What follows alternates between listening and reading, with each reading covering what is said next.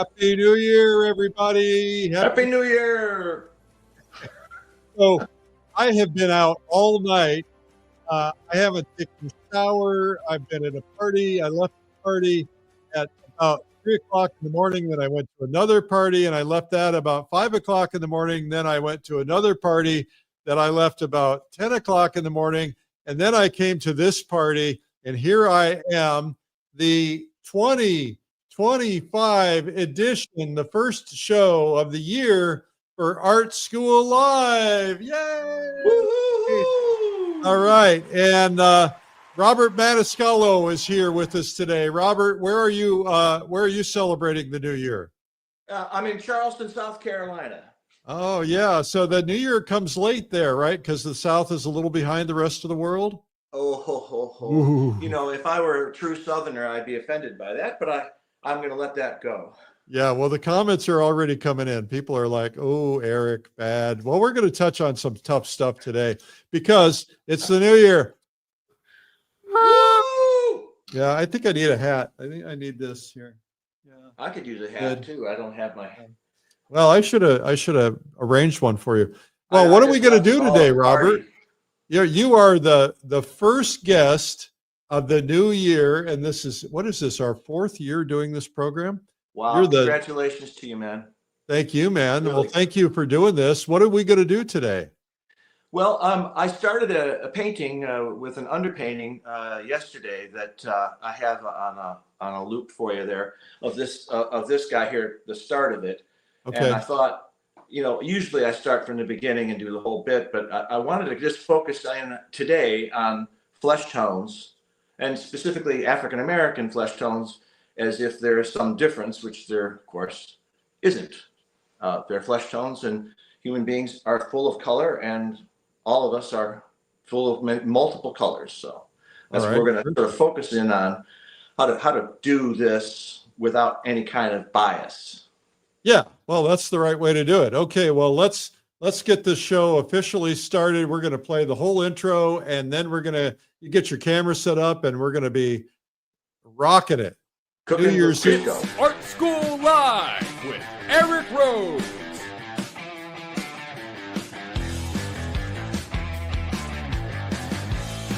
Now, here's your host, Eric Rose. Bond, James Bond. Well, welcome to Art School Live, and we are having a good time today. Happy New Year. I hope I'm among the first to wish you a Happy New Year, and we are so glad that you're here. We have a huge audience from people all around the world that has been watching now for, I think this is the beginning of our 4th year, and we are so excited to have you here, so thank you.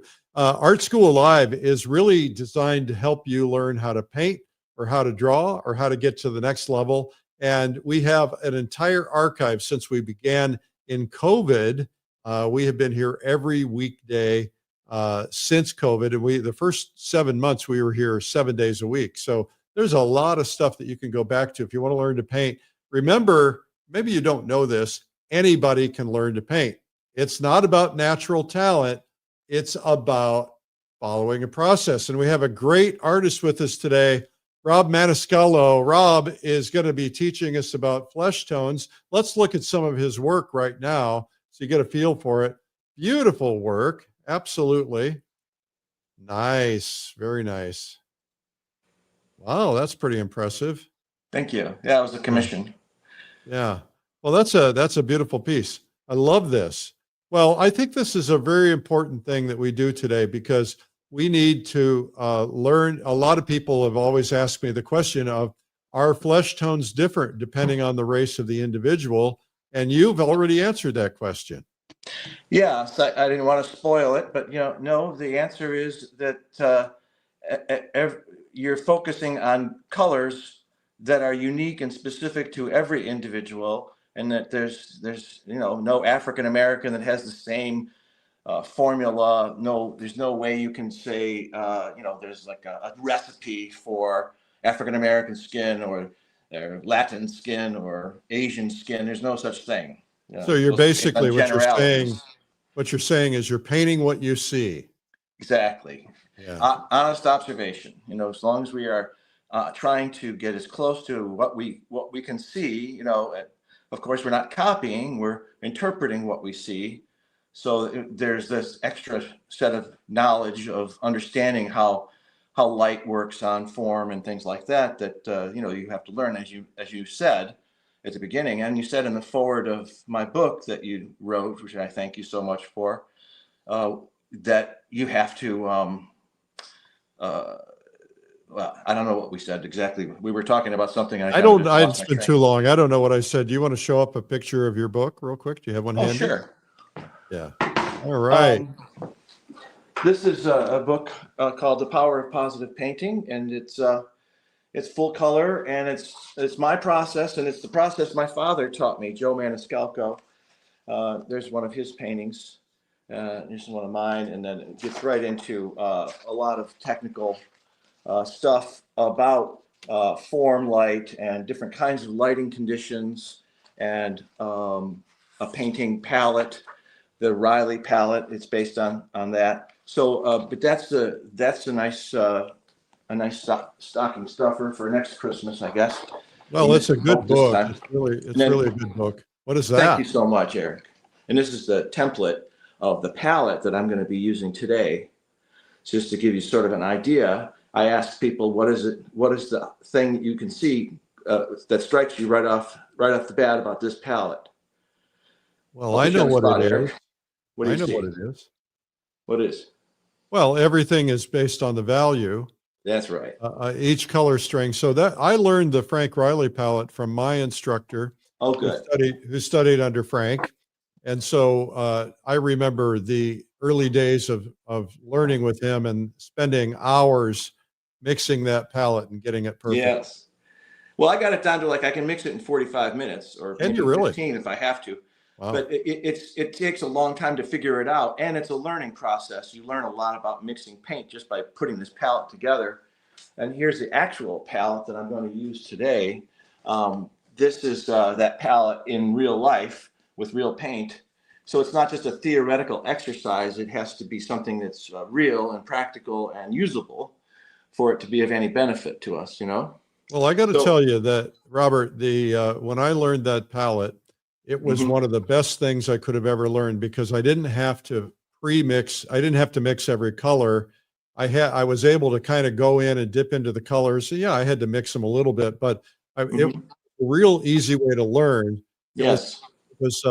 And it's great that you're doing it that way. I should be doing it that way. I'm just too lazy. Well, you know, once you understand the concept of seeing paint in terms of value and not being all bogged down with, you know, pretty colors like mauve and puce and things like that, and you're actually seeing the components of colors as either yellow, red, or neutral. Right. Yes, you can also mix blues and greens and other colors if you want, but these are the colors that are part of the portrait palette. And this is slightly different than the Reilly palette, the pure Reilly palette, because what I've done is I've taken the Reilly palette and put it on steroids, meaning I have the reddest red I can possibly get at 5, which of course is, you know, high chroma cadmium red. The chroma drops down as it gets lighter, right? You get this sort of pinky color.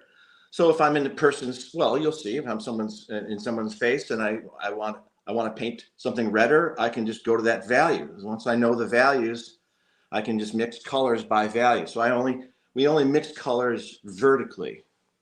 So if you were to put numbers over each of those strings, each one of them would tie to a value, a number one. Exactly. So 10, 9, 8, 7, 6, 5, 4, 3, 2, 1. I skipped a couple. You know, you modify the palette a little bit. You know, I don't have to purely, I've been doing it a while. I don't have to have 10 grays. You know, I don't have to have 10 reds or whatever. I like to have a good variety in the light, a good variety in the middle, and a good variety in the shadow. So I can literally draw a line in the sand. And this is the beautiful thing about this palette. I can literally draw a line in the sand and say everything on this side of the palette is going to be in the shadow, not receiving direct light, and everything in this side of the palette is receiving light. So I have that little line in my head drawn in the sand that I don't cross, especially if I've got a really strong light source, a really good strong light and shadow. In this case, I have a sort of an ambient lit. This was a gentleman. His name is Virgil. He, I think.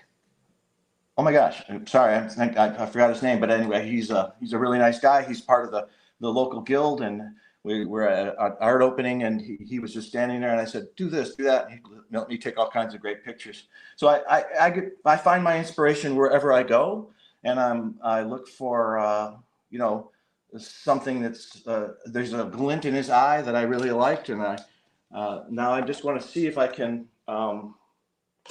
capture something in him in terms of the colors in his flesh tone. So this is an underpainting, and I have a video, if you might want to run that, of this painting up to this point. Let's do it. There it is. So I do a gesture, the big blob of the head, and then I start cutting it and breaking it down into envelope. So there's straight lines around the whole thing that kind of contain it. And then each form itself has its own sense of shape and a unique signature called the envelope of the form. And so, you know, I'm just abstracting basically. As an artist, a painter of realism, you have to be a good abstractist, abstracting, distilling the essence of shapes and forms into their correct value and their correct location and the correct, like I said, the correct envelope, which is the signature of a shape. So there it is. And now I without a few corrections, it's a pretty monotone painting. I used just those four colors, Prussian blue, burnt umber, alizarin crimson, and yellow ochre to create this underpainting. And now it's pretty well dry, and I'm just going to start working into it. And I have my reference over there. You have the reference also to look at. So one of the things that I have to do is sort of test out. Let's see if this value it should disappear where I put it. It should disappear into the underpainting, because the underpainting has hopefully all the mostly the correct values. And so I now just have to paint on top of that, and I can add a little bit of color already just by putting the correct value down, which happens to be a number 4. If you were to, if you were interested in knowing the value numbers. So that's just it's just inside the value of the. So I'm just using my flesh color right out of the tube to get a few of these warm colors that I see that are not. They're part of the front light. There's mostly light coming from here, and it's creating these highlights that are really interesting. That happens with people with dark skin. You get these really great highlights in this high contrast. And my advice would be don't shy away from the contrast. Don't want to shy away from anything you see that might be contrast, because a lot of people want to make everything right, as it says in the Bible, the plain place is straight, the crooked straight, the rough place is plain. That's something that human nature wants to do, and it's something we try to avoid when we're making art, because we want to make sure that we're being true to what we see. Awesome. So I can take this flesh color that I'm working with, having a nice time in that area, and I can add some the same color, yellowish, so I can get a yellower version of that same color. And when I juxtapose it next to the other color, it creates a little bit of vibration. I'm kind of shaking a little bit because I'm nervous. You should be. It's I know, a new year. It's so intimidating. I mean, listen, there's no reason to be nervous. The maximum number we've ever had in any one program is 300,000. Oh yeah, okay. I mean,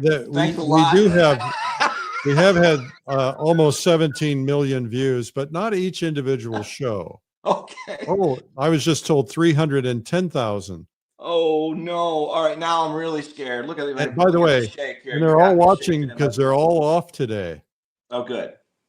All right. Well, so now I've gone into the same color, and I'm adding some red value, red chroma, red hue, whatever, to that just to see if I can give it a little bit. It's the same value, but now we're adding some of that red to it. I can see where it's a little bit more intensely red in certain areas of the face. So I'm going to try to create those vibrations. And now I'm also going to take this same value, that's this flesh color, that's number 4, and I'm going to go to the corresponding value up in here, which is our neutral. And if I put the neutral in there with this flesh color, you see this neutral should be the same value as that flesh color. You can see how that's the same value there, right? So I can put the same value neutral now, changing color, not changing value. And I can juxtapose those with each other, and yeah. So you can see how when you put them next to each other, how they vibrate. I like this little shape there. And notice that what I'm painting here is a shape. I'm not painting a cheek. I'm not painting a nose or a... I tell people I've never painted an eye in my life. I've never painted a nose. I've only painted shapes and forms that translate to... Now that's too dark. Oh no, actually that's pretty good in that spot. But I'm going to make it a little redder. So I like that value, but it should be a little redder, so I can come in with the red now and just put it right on top. As long as you're putting paint down, you can layer and layer and layer and create this. Basically, I'm creating a mosaic of different colors. But so far, I've just been working in this number 4 range, this somewhat dark range. I'm going to stay with it just because I'm enjoying it. People sometimes want to switch values. I just want to point out to you, when you switch values, you have to actually switch the color on your paintbrush. It doesn't automatically go to the value you wish it were. You have to actually make it happen. So we've got this value here, comes up to about here. So I'm making some corrections in what I'm seeing. This is a cool color. So I go back to that cool color. I can use it full strength. And for instance, I see this, if I use that gray, full strength, like full power, as it were, I can juxtapose that against those reds and warms, and suddenly the reds and warms become meaningful. It's the use of neutrals, the skilled use of neutrals that make the reds and yellows kind of come to life. So I'm putting those neutrals in there. See how they kind of vibrate with each other? Ooh la la. Oh, good. That's what I wanted to hear. Ooh la la, that's a good thing. So, and then we got this very rich, warm color in here, and I think it goes a little darker. So I'm going to go one notch down in value and throw that down right there. And the shape of it is that, right? And if I can do it with one stroke, that's what you call a master stroke. Now, every stroke you paint should be or feel like a master stroke. That is, it has the correct value, the correct hue, the correct chroma. It's in the correct location. It's in the, it has the correct edge quality, and it has all those qualities. That's what makes it a master stroke. And I may come back and change it, but I'm going to try to leave it if I can. If it does everything it's supposed to do, if it has all those 6 attributes, then I can just leave it alone. But if I have to change it, I'll have to correct it, and I can do that. But like I say, I can. Wow, my hand is really shaky. Oh yes, this little guy here. These really cool lights bouncing from above that do a really nice number here on the side of his face. Slightly different value than up in here. There's a little bit of that here. So everything that's coming from up here, the highlights are going to be in this range. maybe a little lighter up in here, I can see a really cool wrinkle there. I got that one. There's a slightly darker. Again, I'm moving around the palette a little bit, but this is, right, yeah. What I don't want to do is kind of dab around. I want to make sure I'm painting. I'm always painting, putting paint down, saying, here it is, this is it, Mom, that's the paint. These are the jokes. Yeah, yeah. Feel free to, ask a question, or if you see somebody has a question, of course. I'm going into the yellows, the yellow, light yellow, mixing it tonally with the flesh colors. Now I'm going to slightly lighter value to see if I can get some of these little colors there. Comes in a little wrinkle there. There's one on this side. Yeah, how do you deal with wrinkles? What's the wrong way to do wrinkles? Well, the thing about a wrinkle is you have to first, like let's say this area right here, which is pretty complicated, lots of things going on. But first and foremost, before we get into wrinkles, we have to establish in our minds that this is the value. This is the value of that area. Now the wrinkle is going to go one notch, if that, darker. And I can put the wrinkle in, maybe one little bit more darker. That one actually is not that dark. And then the one below it is a little darker. So I can put that wrinkle in there. And if I want to really make it pop, and if I go too much with this extreme, I can get the wrinkle, but I can also it becomes a distraction. So the key to doing wrinkles is to make sure you're in the correct value range to begin with. I can go a little lighter than this. I can go a little darker than that, but that's basically the range of value that I've got there. And if I made the wrinkle, the dark part of that, any darker in this area, it would leave its place in the form. The form takes precedent always over textures and smaller forms. You got it? I got it. I know you do. Yeah, I know you knew. Does that person in the front row got it? Yeah, they got it. I think they were sleeping there. Wake up, everybody. Well, they're a little hungover from last night. Yeah, I know. I get it. It was Not a rough me. I night don't for drink. everybody. That's why I'm still partying. Yes, and you should, as you should.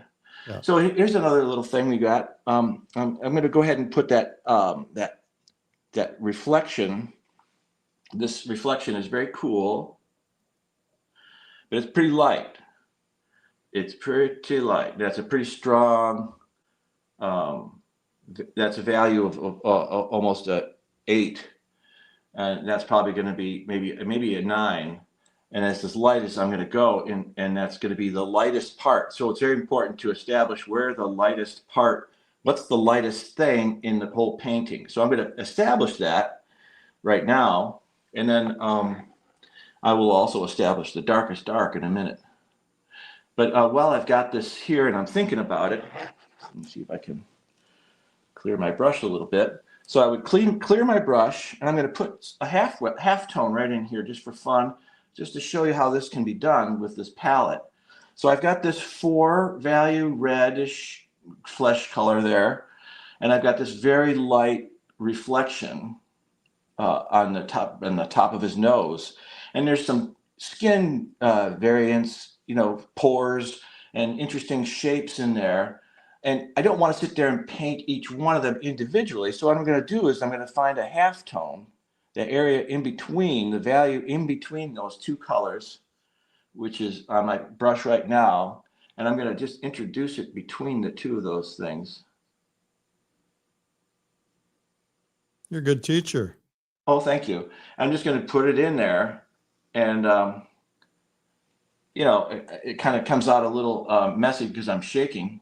But You but obviously that's, did not have a tough night last night. You're able to teach this early. I had a tough night in terms of being able to hold my hand steady. Ah, okay. Yeah. So I'm just restating that reflection. So the thing is about it is I can come back and I can rework it a little bit, and I can get some of that texture, that feeling of skin between those two forms. But if I get it, if I don't get it right, I can always come back in and do it again. This is the beautiful thing about this wet on wet painting that we're doing here. It stays wet as long as I possibly can make it that way. In fact, I've put some clove oil in my paints to create a longer opportunity to keep painting. So, after we're done, I'll keep going, of course, and continue working. So here's a little wrinkle on the bridge of his nose. Just again, trying to be as subtle as I can about it. So I can suggest a couple of forms without, overpainting it. So here's this reflection again, this cool reflected light, and it comes under here a little bit. Makes a little happy face right there, doesn't it? Yes, it does. If I can do this. All right, so I've got it laid in, and I'm going to put that value just above it. And then the side next to it, there's this warm, I think I've got that. And then, of course, underneath it is a very dark accent, very dark in this nostril. And all those accents should be warm. So I'm using alizarin crimson and burnt umber, no blue, to make that warm nostril. But I want to get that in there. That's, also probably one of my darker darks. So I'm going to find other opportunities to use that. Kind of skip around a lot, but I don't want to make it distract. But so now I have to deal with this edge right there. I kind of threw that down. It's almost in the right place, but I want to soften it just a little bit. So I'm going to go in with a slightly smaller brush in between these two forms here, and I'm going to fuse them. Normally, I would just continue doing this mosaic, and then I would do this as a separate thing. But the idea of fusing these edges, I'm going in between the edge and pushing it and turning it a little bit. We've got a little bit of the halftone that's in between there, and I have to rework this anyway. This has to be darker. So I've got this fused edge, and it's now I lost the beauty of that nostril. So I'm going to just come back in and restate it. I don't usually like to paint that thick in darks, but sometimes you just got to. And why is that? You want to keep your darks more transparent? Well, the rule is, of course, you want them to be transparent or thin, because transparency goes back, it recedes, right? And darks should recede; they should go back. So we want to try to keep them as warm and as thin. Right? High contrast comes forward. Low contrast falls into the back. So I'm going to just turn this nostril down here a little darker value, so it kind of turns up into the light there. And then there's a nice edge here I can work. And let me see if I can get this edge. It's a pretty high contrast little shape. It does this. And it comes up and comes to a nice little point right there. And if so I can just do it with one stroke, that's good. Then there's this underplane of the nose, which has to come from the shadow. This is in shadow. From here down is in shadow. So that's going to come from that lower part of my palette down here. And below, I can go, just work that area. I'm using this tiny brush again, so I'm going to go back to my larger brush. I always try to use the largest brush I possibly can for any given stroke that I have. because it's just stronger. It's a stronger choice than using a small brush.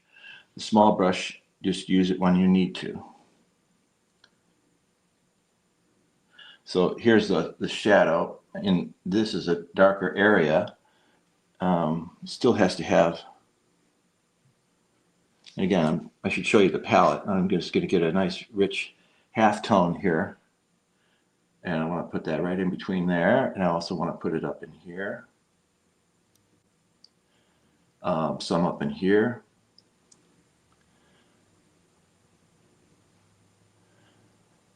You might see me jumping around, and I tell people, you want to go where your heart tells you to go.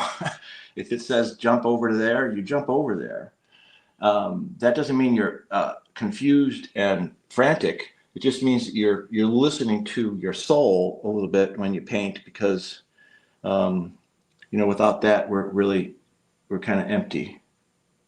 So we need to listen to those voices that say, oh, I want to paint that wrinkle, or I want to paint this. All right, now I got to shut up and paint. Sometimes you can't talk and paint at the same time, because this form. Wait a minute.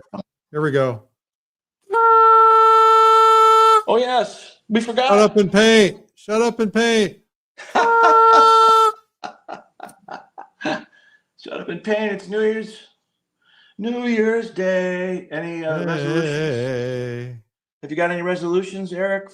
Oh man, I have so many resolutions, and I can't wait to break them all. Yes, Right. That's what we do. How about you?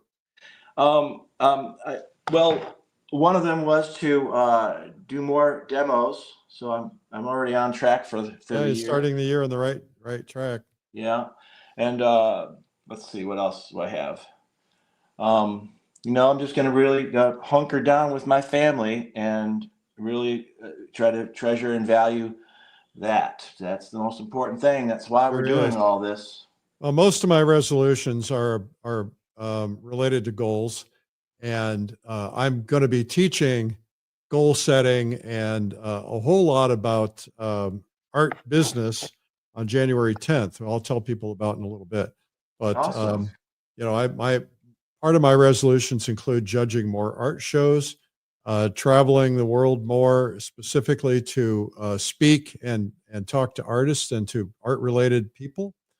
And then there's, lots of other stuff. I've got about 3 new initiatives I'm launching this year because I need more to do. There's just nothing going on in my life.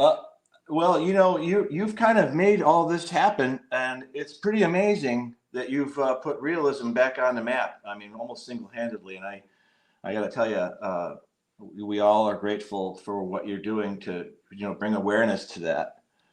Well, thank you. That's very kind. That was one of my goals. When I started Fine Art Connoisseur magazine, I wanted to help people, collectors, become aware of realists. Yeah. Especially classical realists and people who are doing, what would be the word? Realism. Expressive realism is what I like to call what I do and what we're doing. We're doing realism that actually is saying something about our world, hopefully. Like this painting, for instance, it's a pretty painting and it's fun to learn on and all that, but what is it saying? So that's the question I'm asking people, or I'm myself asking at this point. What can I paint that hasn't been painted before? What can I paint that says something about the world? And so, I'm doing more work that I think says something important. Like, for instance, this is part of the 𝗙𝗵 project for me, which is a book I wrote based on a trip I went to Haiti in 2015, and I met 2 young men, 𝗤𝗲𝗲 and 𝗙𝗲𝗲𝗀𝗀𝗀, and they are beautiful young men who, 𝗤𝗲𝗲 likes to paint, and 𝗙𝗲𝗲𝗀𝗀 likes to make models of homes that they'll never be able to build in Haiti. So I'm trying to get them to the United States, and I've got a GoFundMe that's helping them get out of Haiti. They're going to go to Panama, then they're going to go to Nicaragua, and then they're flying to Mexico. And then there's a company there, an organization that helps Haitians get with their get on board with their asylum cases. So all this is going to happen, and of course it takes money. So I'm raising some money to help me pay for these guys to come here and make something of themselves, have the opportunities that we all take for granted. We'll And put a so- link to that GoFundMe. I don't know if we have a slide for it or not, but we'll put a link in the chat. And I think I contributed to that, but I don't remember. Well, know if you you did, asked me thank you to. so much. I know I appreciate any help. Every little bit helps. Hey, if everybody watching this gave just $10, Yes. you know, I mean, if we get all 300,000, 310,000 people, you'd be able to change Haiti. You'd be able to bring a whole lot more than 2 people in. Yeah, that would be the ideal. And, you know, you get the Schindler's List, whatever, you know, you get that feeling of like, wow, I can change some lives. You know, that's a nice thing. And if, you know, and it's something we can do together. I could hoard all that joy, but I want to share it with people. You know, not least of which is because, you know, I can't afford necessarily myself to do that, but we can all together do a lot of good. And I like the idea of doing it as for individual people. And so it's not just, you know, giving money to the Red Cross, not that there's anything wrong with that, but, you know, sometimes you want to see what the result of your effort, you know. So this is what we're trying to do here. Outstanding. Thank you. And okay, so I'm getting this kind of warmer light up above, and yes. I want you So guys again, to pay attention to how the Rob theme of holding this his painting, brush. of course, is that he's looking upward. He's looking for hope, looking for some inspiration, looking to God. Pay close attention to how Robert's holding his brush. He's not holding it like a pencil. That's true. I hold it like this, and I sometimes will hold it like a pencil. Sometimes I need to get in there like I'm writing a check. But for the most part, I'm trying to keep it, you know, a distance. I hold it way at the end as much as I can. You know what that does? People like me who have a little shaky hand, it actually helps it become less. It seems counterintuitive, but it actually makes it less shaky if I'm holding it from the end of the brush than if I'm holding it here, holding on for dear life, and it's like, you know, it doesn't work as well. So good point you made there. All right, how do you paint eyes? Oh, people always ask me. I say, I don't paint eyes, remember? I say, I don't paint eyes. What was that? We'll just turn that off. Medication time. Hey. That's my daughter's voice. Can you hear me? I hear you. Oh. You hear me? Oh. Uh-oh. Uh-oh. All right. Well, I'm coming back. There we are. Oh, sorry about that. Okay. So what happened is your phone went into privacy mode or something. Oh, okay. All right. So we got about 15 more minutes on this, and then so hopefully it'll stick.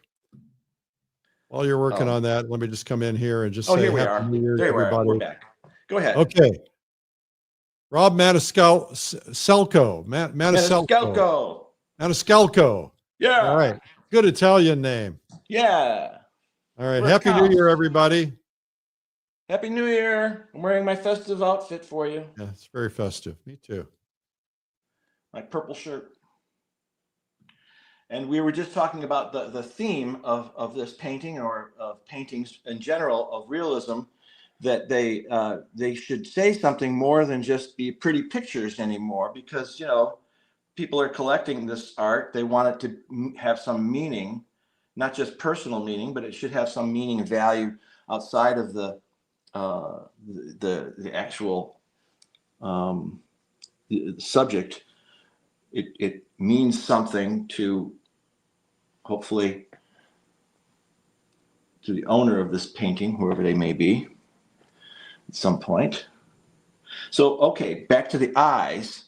They are a ball, right? There's an eye ball, a big white ball, and you can see how it it's like if you were to paint a ball, you would make it dark on the bottom and dark on the top, and in the middle, it's going to be lighter. If I can see, yeah, it's got some crazy stuff going on, but it's definitely lighter in the center of the eye, the white part of the eye. There's some warmth, and I'm going to juxtapose it with some cool. So we have this vibration going on in there. And his eye color, you know, brown. And I don't think I need to do too much to it. I'm going to just make it a little warmer in under the shadow of the lid. Yeah. And then there's that form that comes around the eyeball, the lid. And, you know, a little twist to the brush, and I can kind of taper it into something else. It's a little hybrid of edge softening that I just showed up in here. Basically, you want to move the brush in ways always that are different than the way you just moved it. So you try to keep changing it up a little bit, and that creates variety. And variety is the spice of life. Yeah, that's what they say. And now I'm going to make a warm highlight in the eye, and it's right about here. That's a little much, huh? Maybe. Yeah. You know, if you go too light, then it looks like a rat, you know. So again, we have that same cylinder thing going on, or cylindrical or round shape in the eye, the white of the eye, so-called white of the eye, which isn't white at all, right? Right.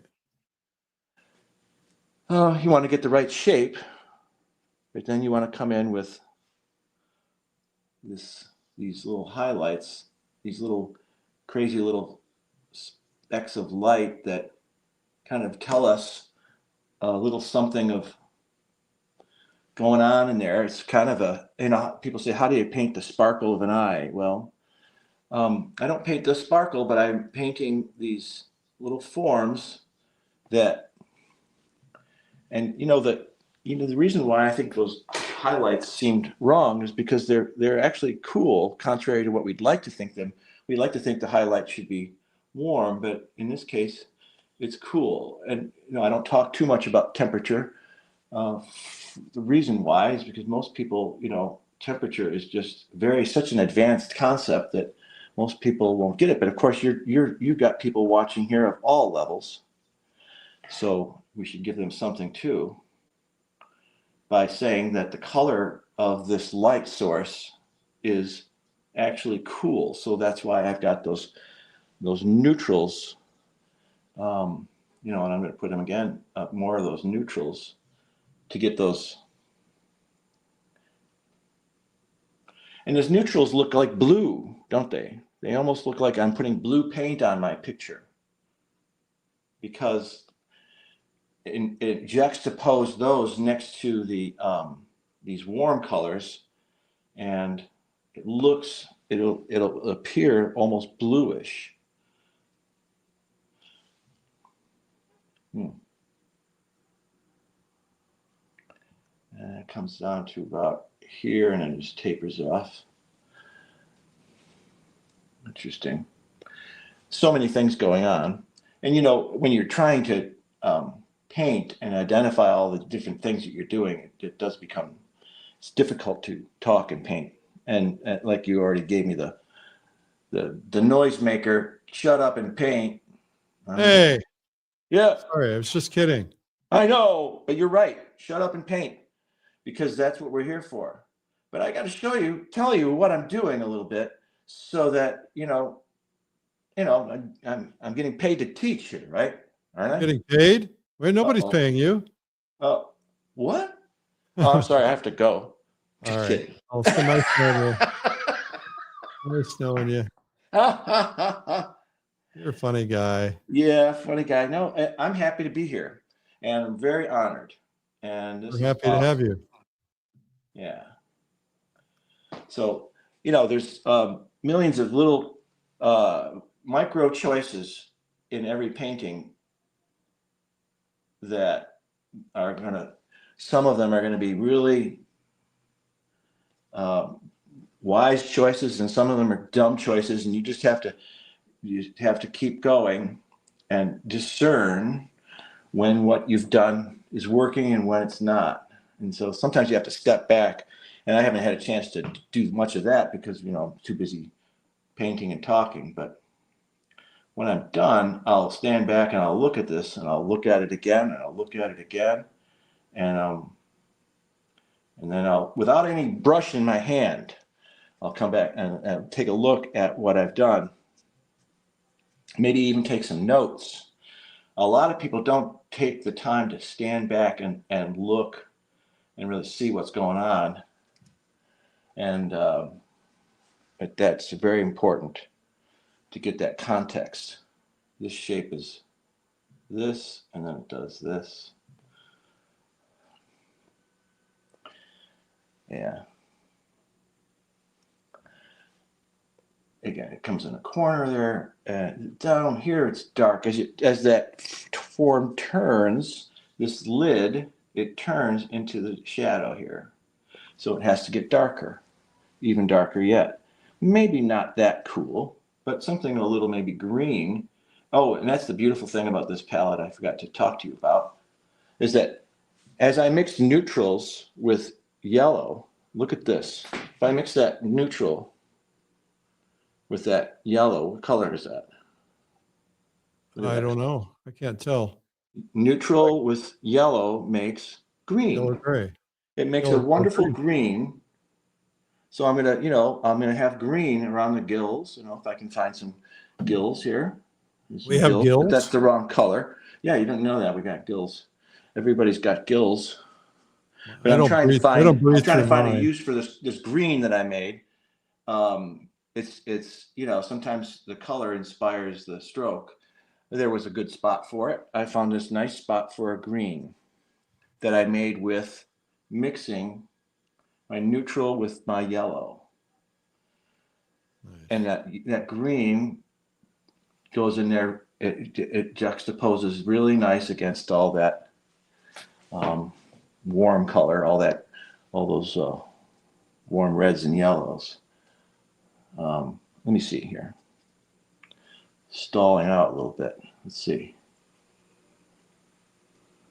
So here's that nice warm, as it turns and moves into that wrinkle. Too much. So I'm going to come and knock it down a little bit. I got everything off my brush, just wiped it and then just softened it a little bit and pulled it through a little bit that way. There's all these complicated things going on in here. There are these dark crevices here, a little bit there. And again, these dark crevices need to be pretty warm.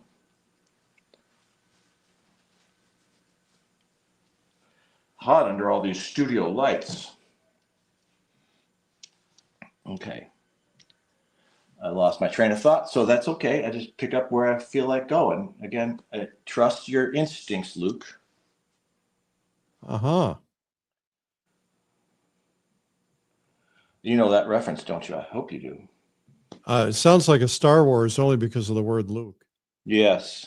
No, I don't know that reference. Trust your feelings, Luke. I am not a Star Wars junkie. Okay. I'm a Star Trek guy myself. Oh, that's Star Trek. Okay. I got a buddy who's in Star Trek. That was a Star. Well, I kind of go both ways. I'm Star Trek and Star Wars. I've heard that about you. Yeah. Hey, we're going to wrap up in about 1 minute because we're running out of time. Yeah, I know. Time flies when you're having fun, doesn't it? Yeah, it's okay. That's good. I think we've gotten something done in this area that we kind of wanted to try to move the dial a little bit here in just understanding the juxtaposition of these cools, these reds and the yellow and how it makes a green. These are color choices, and that was the goal. You know, you're a goal guy. So the goal here was to try to see what we could do in terms of understanding flesh color.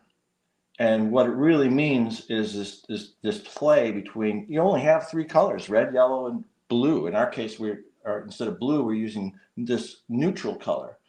And when you put those things together, the flesh sings and vibrates in the eye. And that's kind of what we're hoping to have happen. When people look at it, they see this vibration, and it comes out as joy. And it comes out as excitement, or it comes out as compassion. And we hope, we have compassion in that this process actually creates a feeling of like empathy with other fellow humans. And I think that's really what this is all about. I'm gonna stop it on that myself, and answer any other questions you got about the process. But can you pull your camera back a little so we can see your face, or you get on your knees or something? Oh, on my face. You want to see my face? No, we'd like to see your face. Want to see what you look like. One last time. Oh, you are a good-looking guy. Oh, yes. Underneath, you got to peel away the layers here. There it is. Inside, I'm good. I'm good looking.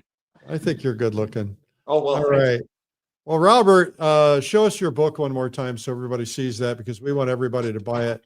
It's a great book.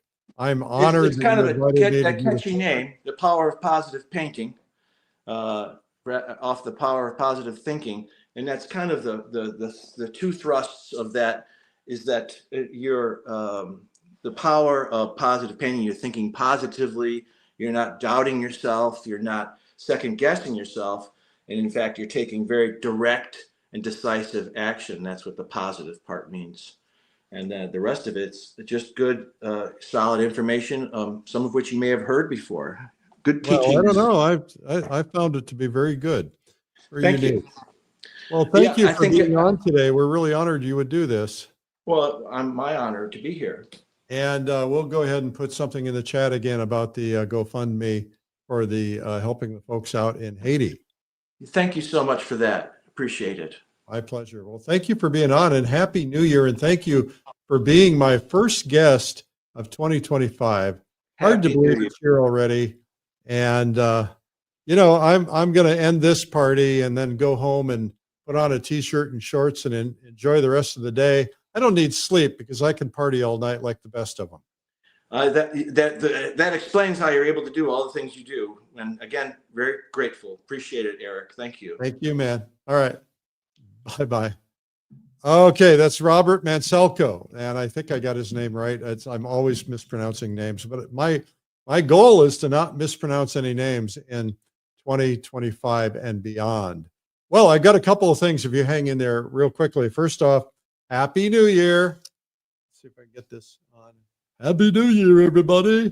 And see, we'll get, I see somebody doing a painting like this.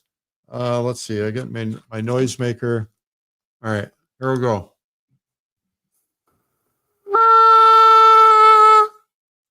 All right, well, Happy New Year, everybody. A couple of things. First off, I want you guys to have the best year of your life. Is that possible? First off, I think there's a boom coming. And secondly, I think that even if there's a bad economy coming, I want to teach you how to survive a bad economy and how to take advantage of a good economy.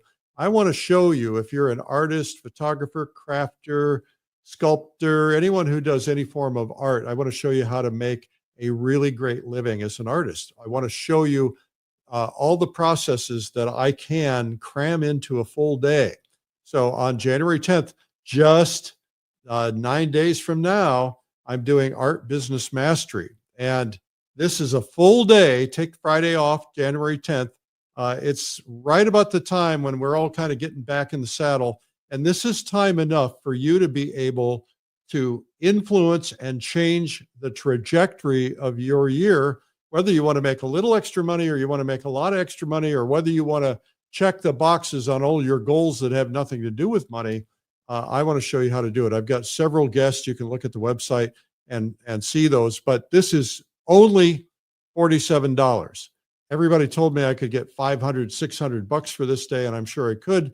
We got thousands of people attending, and we would like you to be one of them. If you just devote, you've got to ask yourself this, right now you've got your new resolutions, and you've got to ask yourself this: am I serious about the idea of making more money as an artist? And are there things that are bothering you that you don't feel comfortable with? For instance, are there things like, feel a little sleazy if you're trying to market something, or feel a little sleazy if you're trying to sell something? I don't want anybody to be sleazy. I want you to find yourself and find the right way that works for you, that is ethical and moral and the way that you should be doing business. Now, you've set resolutions, and if one of your resolutions is you want to sell more art in 2025, then today is the starting point. What you should do is right now, this isn't like joining a gym and then forgetting it 6 months later or 6 days later. This is about joining a mental gym to help you get your art business under control and to grow it. I'm going to show you a technique that I've taught many artists that helps them double their business just in 1 year or less. And it's all up to you. I can't do it for you, but I'm going to teach you these techniques. I've got these great guests. We're going to talk about social media marketing, social media organic, how to build. We've got some great people. We have goal setting, mindset, email marketing, building a collector base, pricing. There's just a lot of stuff that we're going to talk about. And it's a full day. It's at least an 8-hour day. You're going to be completely exhausted, but your brain is going to be flooded. And if you get 1 or 2 ideas out of it, it'll be worth the whole. I mean, it's only 47 bucks. You can barely buy a sandwich, for 2 people these days, or a salad for 47 bucks. And this is an investment in yourself. So we have a worldwide audience. You can watch live. You can watch on replay if you decide to pick the replay package. This will help you. And by the way, these marketing principles apply in any culture, in any country. Everybody's got their own little nuances, but the things I'm going to teach you are very important. So do this. I've got a company called Streamline. So just go to streamlineartevents.com/marketing. That's streamlineartevents.com/marketing. Okay, now got that out of the way. Here's the next thing I want to tell you about. I am so excited. One of my favorite things is to hang out with you and to paint with you and to do plein air painting. Plein air painting is outdoor painting.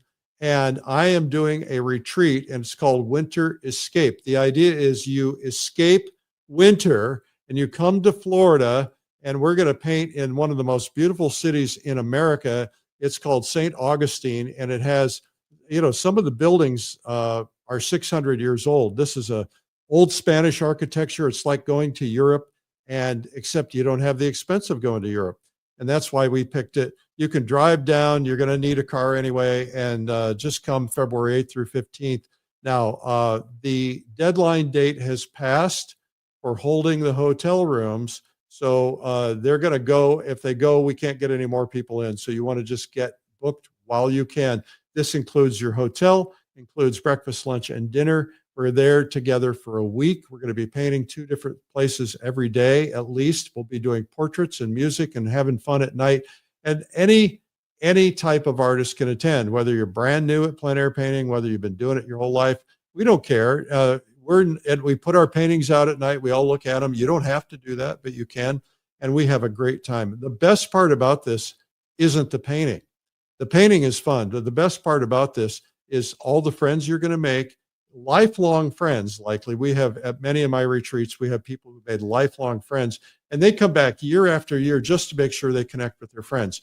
And I got to the point where my retreats are selling out, and the only option for me was to create a new retreat. And so this is my newest and latest. It's my 3rd retreat. I do one in spring and one in fall, and now one in winter. And so if you want to come, this is your chance. The other thing I want to tell you about real quickly is just around the corner is Watercolor Live. It is my national worldwide event about watercolor, teaching online, and you don't have to attend in person because there is no place to attend in person. And we've got some of the top artists in the world teaching lots of different approaches, different styles in watercolor, including an essentials day if you want to add that on, so you can learn the basics of watercolor painting. I have people that have been on this now. This will be their 5th year, and they come back year after year. They like it so much because it's immersion. You are immersed in art, and you're learning, and you can't help but learn and grow. So that's watercolorlive.com/Art School Live. Okay, so last but not least, well, there are a couple things. First off, we're about out of tickets for the plein air convention, so you might want to come to that. That's in Lake Tahoe in May, and that is 5 days in-person training, and then we all go painting together. We got a big expo hall. Just go to pleinairconvention.com. Now, here's the deal. If you set resolutions, I want you to write them down, and then I want you to look at them. Put your resolutions in your calendar and say, I'm going to look at them once a week, because what happens is we forget it. In about 2 weeks, we're like, I don't want to do that. I don't want to lose weight. If you set something to remind you, that'll help. And if you really want to learn how to set goals, come to my Art Business Mastery Day. We're going to teach you all about goal setting, and we're going to leave with a plan for you. You're going to create it. I'm going to show you how to create it. We'll leave with a plan for you so that you can have the best possible year you could have. I can't guarantee that. It's up to you. But if you listen and you pay attention and you come, you will rock it. I'm guaranteeing that. I think you're going to do a great job. All right. Thank you for tuning in. And wow, here we go. We've started Art School Live when COVID began. This, I believe, is our 4th year. We've had 16 million, almost 17 million views. We are hoping by the end of today to hit our goal of 150,000 subscribers. That you can help with that by subscribing to this. Just go to YouTube and look up Art School Live, and make sure you hit the notification bell so that you get notified when we come live. And also give me a follow on X and Instagram and all the other things. That would be really, really terrific. Okay, it's at Eric Rhodes. And we have a free gift for everybody. And the free gift is 10 steps to become a high-level figure and portrait artist. And that's at realismtoday.com/ebook. We, by the way, have a great newsletter called Realism Today. So go to realismtoday.com/ebook. I am so excited about this year. I'm going to be traveling a little bit more. I'm going to be judging more art shows. These are the resolutions I'm setting. I want to get out and see more and more people and hang out with you. I want to paint more. But I will be sharing some of my goals and my specifics and how I do it on Art Business Mastery Day. I almost forgot the name. Hey, okay. Well, now I can go get out of my tux. But I hope you guys have had a happy New Year. I know this is my New Year's Eve outfit. I've been in it all night after all these parties. So, Happy New Year!